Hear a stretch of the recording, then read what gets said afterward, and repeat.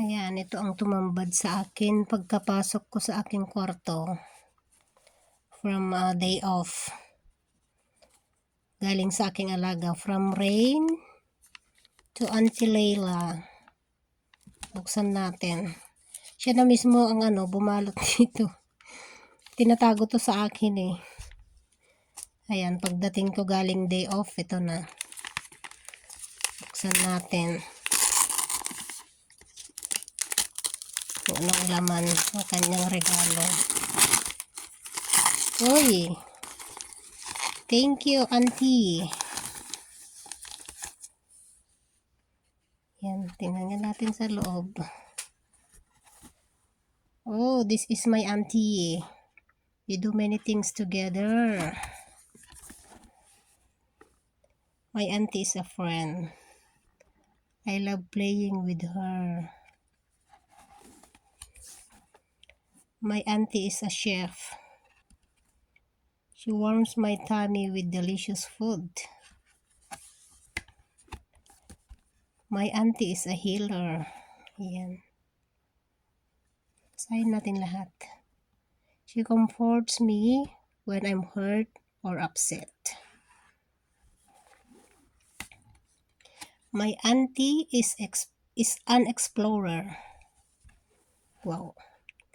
We discover plants and animals together. My auntie is an organizer. She keeps things neat and tidy. My auntie is a teacher. We learn a lot from each other. Next. My auntie is a protector. She keeps me safe. My auntie is provider. She works to support her family back home. Yan. My auntie is a connector. She talks to lots of people to get things done. My auntie is unique. Diba? She has her own hopes, talents, and dreams. My auntie does so many things to help my family every day. She is a big part of our world.